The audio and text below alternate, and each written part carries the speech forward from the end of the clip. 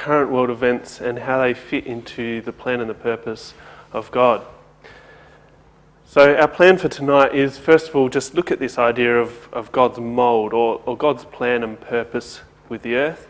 And specifically, we want to look at some of the events that we expect to see in between now and when that plan is finalised.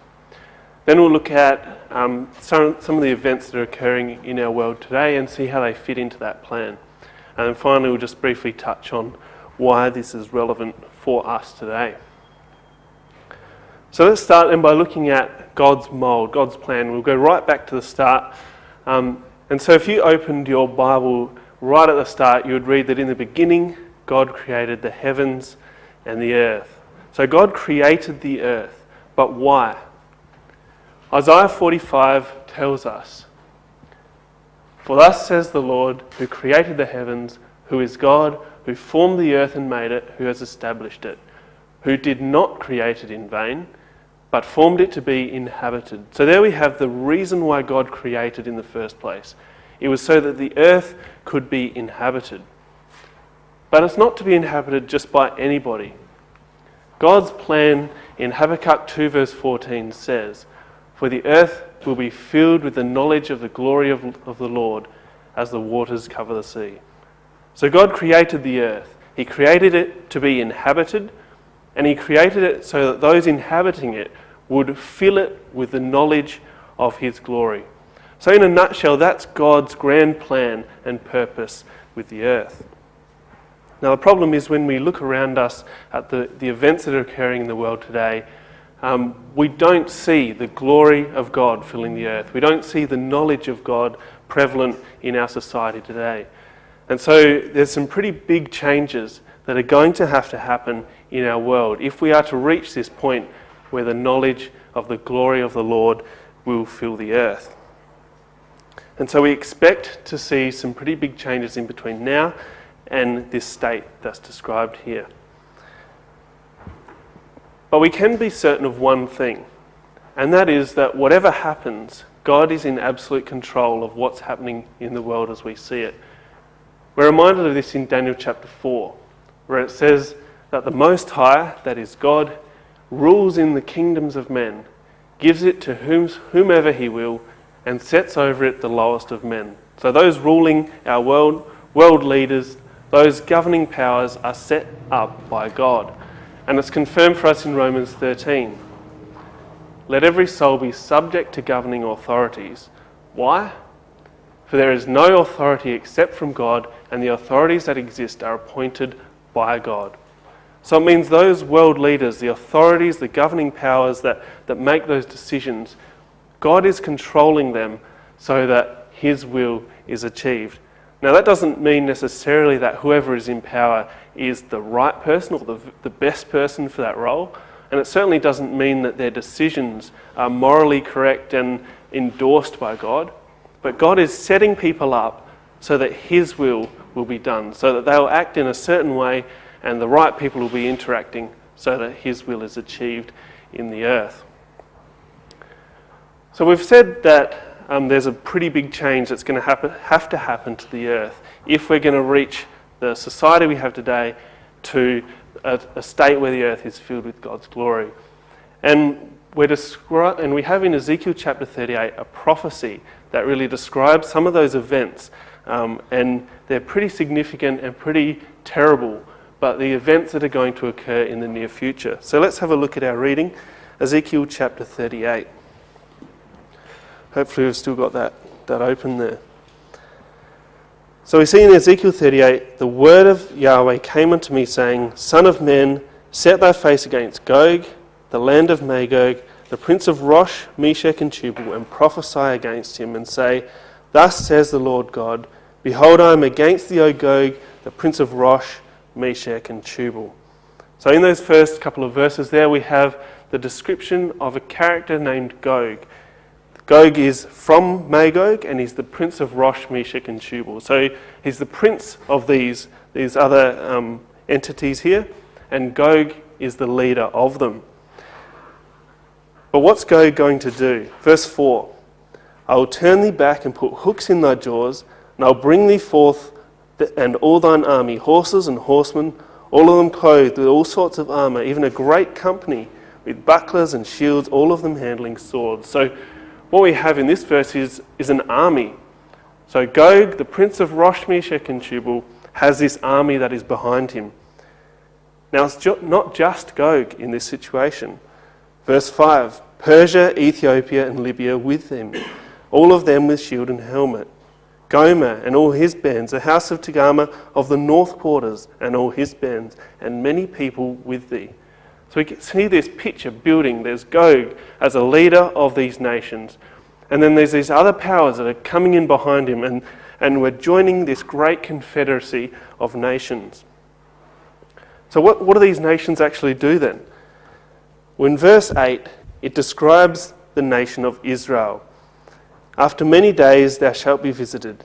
In the latter years thou shalt come into the land that is brought back from the sword and is gathered out of many people, against the mountains of Israel, there it is, which have always been waste, but is brought forth out of the nations, and they will dwell safely, all of them.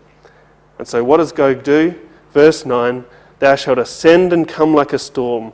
Thou shalt be like a cloud to cover the land, thou and all thy bands, and many people with thee. So the picture that's built here is Gog with a massive army behind him, coming down into the land of Israel and invading like a storm, like a cloud. That's the picture we get from this prophecy.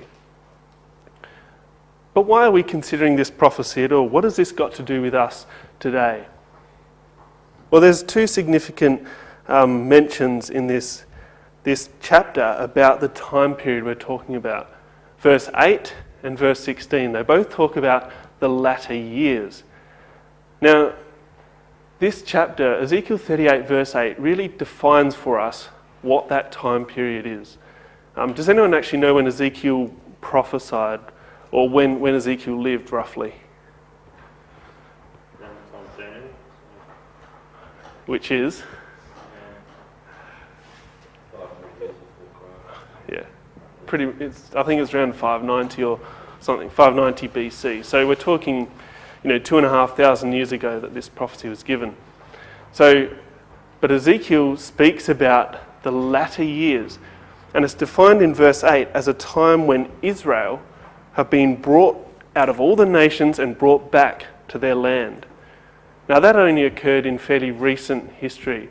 After World War II in 1948, the Jews returned to their land and the state of Israel was established. So Ezekiel, even though he prophesied 2,500 years ago, is referring to a time period when Israel are back in their land.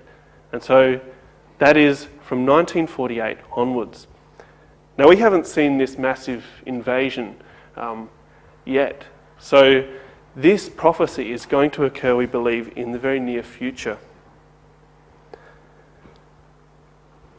Okay, so we've got all these names identified. This chapter is talking about all these different countries that are coming together. Some of them we recognise, some of them we don't recognise, but we can be sure that it's occurring in our time. So let's now spend some time identifying these nations, because that'll become important when we look at what's happening in the world, in world events. So the first hints we get in both Ezekiel 38 and a parallel record in Daniel is that this power, the leading power, is from the far north of Israel.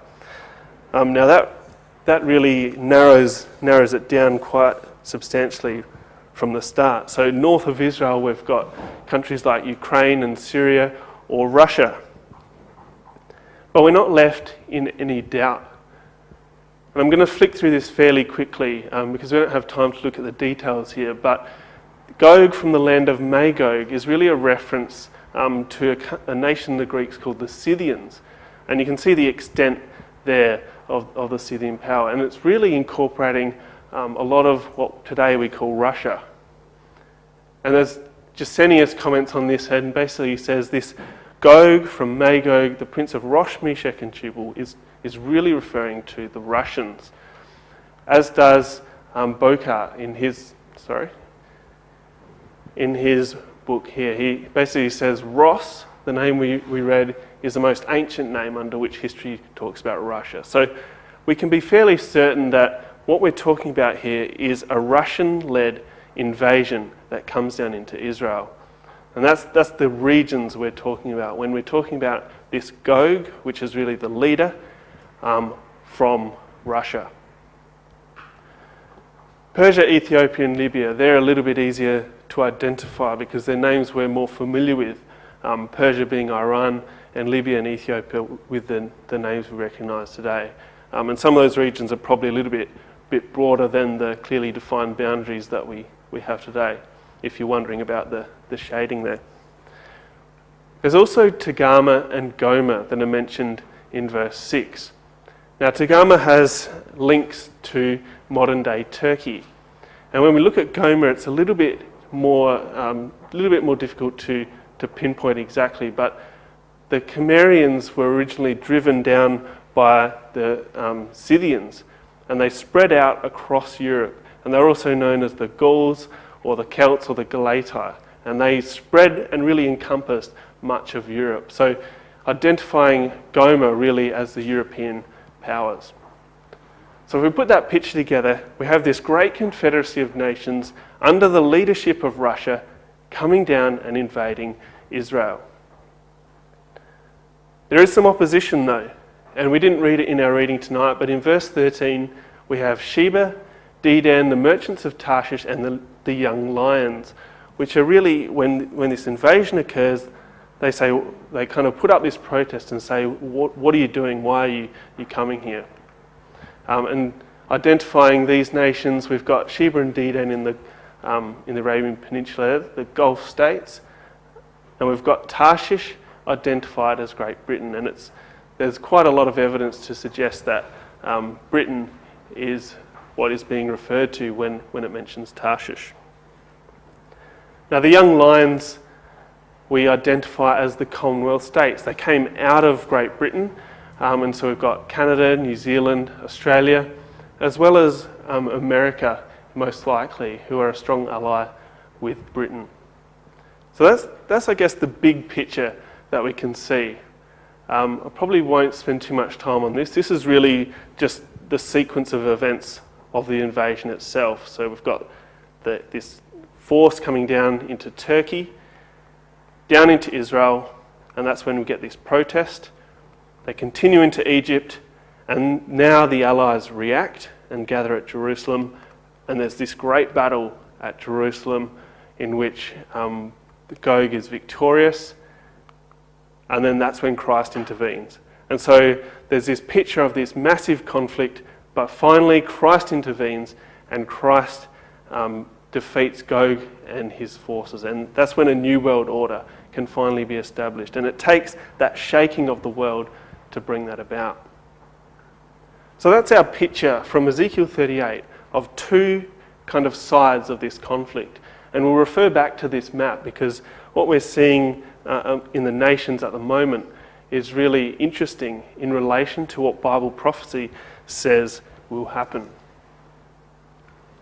So now let's look at some of the current events that are occurring at the moment in our world. And I have to mention at this point that I've got quite a lot of material from Andy Walton, who does the weekly World Watch. If you know what that is and you read it, then you probably know half of what's coming here. If you don't, it's probably something that you could look into because it's very interesting.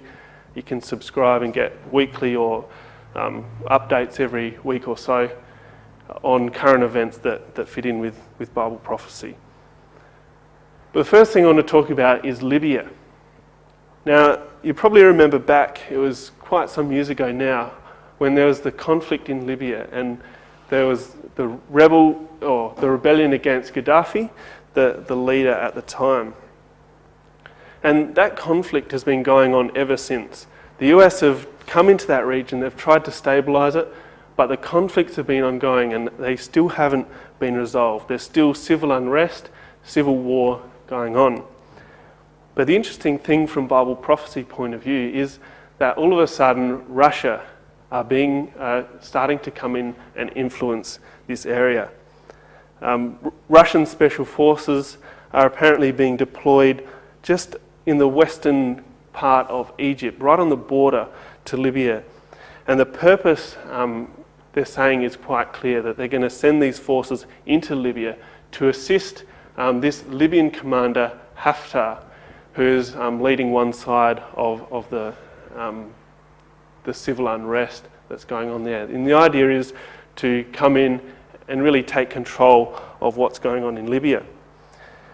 And I think, and there's a quote here which really links what Russia is doing to what's happening in Libya, and it says, "I think it's common knowledge, certainly in open press, the Russians and their desire to influence activities inside in Libya.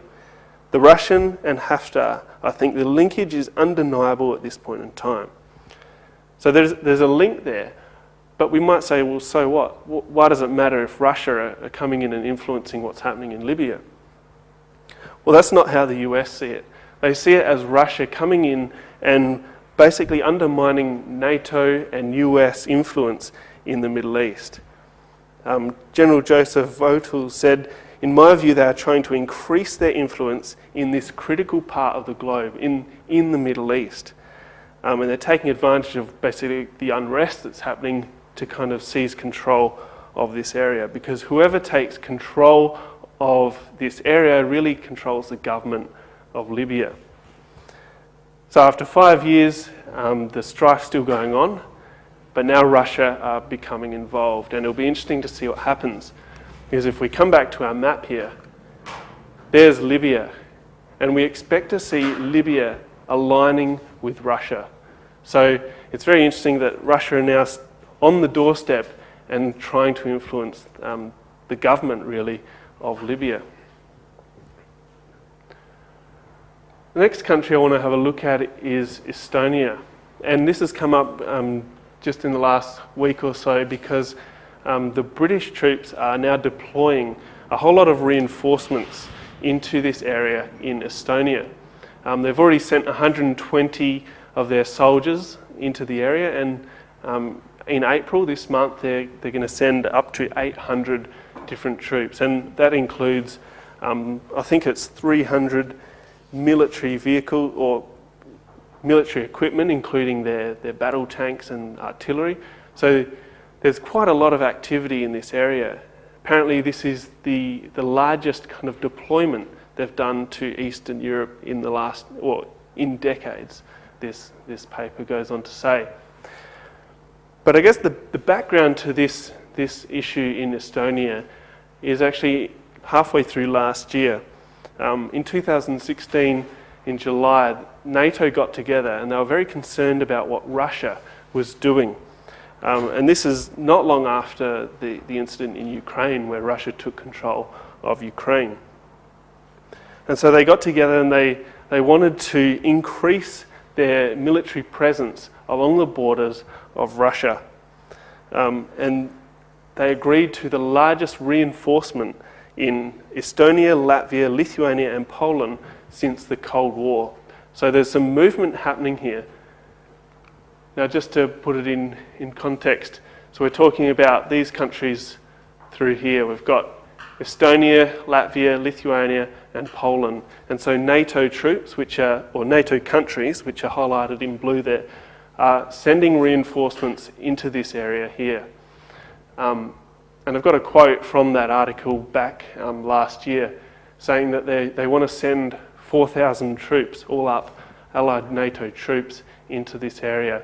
And the purpose of doing that is really Sir Michael Fallon, the Defence Secretary, said it's in the face of an increasingly assertive Russia, NATO is stepping up its commitment to collective defence. So there's all these troops building up on that border. And I did think it was a little bit amusing that they're sending 4,000 troops to reinforce this area to face off against 330,000 Russian soldiers. So it may be more of a token move there, but there's certainly something going on in this area. Now again, coming back to our map, we expect these areas to be following Russia and under the influence of Russia when this invasion occurs. And so it's interesting that NATO think that these areas are at risk from Russian influence. So again, interesting in terms of our our map and what we expect to occur. Now, many people have heard about the Brexit. It's been all over the news. And this has come up recently because finally this Article 50 bill has been given royal assent by the Queen. And Andy Walton talks about this like, I guess, Britain are divorcing from the EU. And the first step in that process is really to have a good reason to separate, which is what the referendum was all about. So after getting that, the results of the referendum saying, yes, we want to leave, that triggered then something a bit more formal. And so this Article 50 is really like filing something in court to get that to proceed. So royal assent has now been given by the Queen, and it says there's nothing else stopping the formal proceeding or the formal proceedings to go ahead. And that since has happened just at the end of March there, March 30. The petition, or they're going ahead. The Prime Minister of Britain has now set that in motion, and as it says at the top, there's no turning back. Brexit is happening, and Britain are leaving the EU. And this has created a lot of concerns for both sides. Britain are currently the fifth largest economic power, and there's questions as to whether they'll remain in that kind of position. I think London is one of two major global financial centres of the world. But on the other side, the EU have been faced with the refugee crisis, with the debts of Greece, and so they're not in a particularly good position either. And as we'll see in a moment, they've met together to try and work out how they can pull everything back together. And I guess as Britain and the EU separate, there's I think they've got a 2-year period in which they can sort out all of the trade agreements, the assets, the liabilities that they had, and kind of make a bit of a clean break between that so they can start fresh and create new relationships and new trade agreements. Now, so why is this significant in terms of Bible prophecy? Well, you can see there that Britain is in blue. Britain are on the opposite side. They're part of the forces that protest when Russia comes and invades Israel. So it's not surprising to us from a Bible prophecy point of view that the British power would be separated from that of Europe. And that now is going ahead, and as I said, there's no turning back from that decision. There's a circle for you, in case you didn't know where Britain was. And as I said, meanwhile in the EU, there's been quite a lot of upset, and they've met just recently, coming back to Rome. They met with the Pope, and the purpose of this meeting was really to, now that Britain has left, after I think they joined in 1973, so after being with the EU so long, they're the first nation to leave it. And now there's concerns that some of these other powers might follow suit. France have their elections coming up, and depending on who gets in power, they may be in a position where they want to leave the EU as well. So there's quite a few concerns from that point of view. So they've come back and they've met in all places in the Vatican with the Pope, in the Sistine Chapel below the work of Michelangelo. And the purpose of this visit was to reinstate the unity that they once had. After 60 years since the original Treaty of Rome, they're coming back to try and unite and hold everything together. Now, this is interesting from a Bible prophecy point of view, because we know that in Revelation, the Pope or the papacy is referred to as the woman, and the European nations are referred to as the beast. And the woman would be riding the beast and basically controlling where it goes. And now here we have them all meeting together and trying to work out what Rome's decision would be and how they should proceed with the EU from here. So I thought that that was interesting from that point of view. We can't talk about current events without mentioning everyone's favourite character, and that is Donald Trump. So there's many things we could talk about, but as a candidate, Trump was pushing his opinion that they should seek friendlier relationships with Russia. And from our picture we've seen tonight, we expect to see the US and Russia on different sides of the final invasion. So coming together and bringing closer relations between Russia and US is not what we'd expect from Bible prophecy. But it seems like that was short-lived because, as the headline says, the honeymoon's over, and now all these problems are coming in, and the relations between Russia and the US are not looking as good as they could have. And so there's these, in particular at the moment, there's these questions about the US presidential elections and whether or not Russia hacked into the results there and affected it somehow in favour of Trump. And there's been some repercussions from that on both sides. There's also an event in Iraq where civilians were killed in an airstrike from Russia, and America have condemned that action. There was also anti-corruption demonstrations in Russia led by Putin critics, and the way Russia dealt with that and entertaining those people has been criticised by the US. So these arguments are starting to come up again, and the relations are not looking as good as they might have looked a few months ago. Now this spokesman from Russia has actually come out and said that the Russia-US relations may be even worse than the Cold War. So despite Donald Trump, it seems that the relations between these two countries are not getting better, and in fact are getting worse.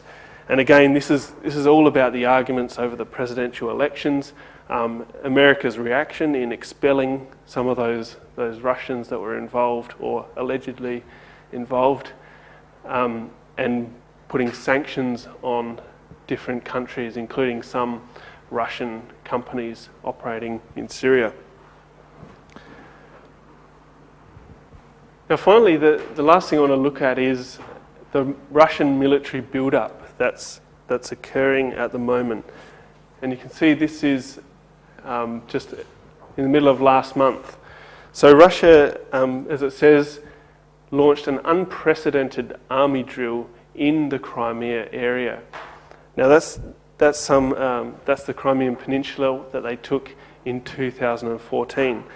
And without any warning to anyone, they decided to run some of these army drills. And apparently this is the largest, or the first time the Russian army has engaged three large airborne units and simultaneously run these army drills. And of course, the reason for these drills was in response to an increased terror threat. So they saw the need to launch 2,500 paratroopers, 600 pieces of military equipment, and deploy that in Crimea just as a drill. So I think what we have here is Russia really flexing its muscles now that they have access to the Black Sea with their port in the Crimea. They're flexing their muscles and showing their military power there. And I've got a quote in this article that says, since 2014, the Russian military activity in the Black Sea region has increased significantly.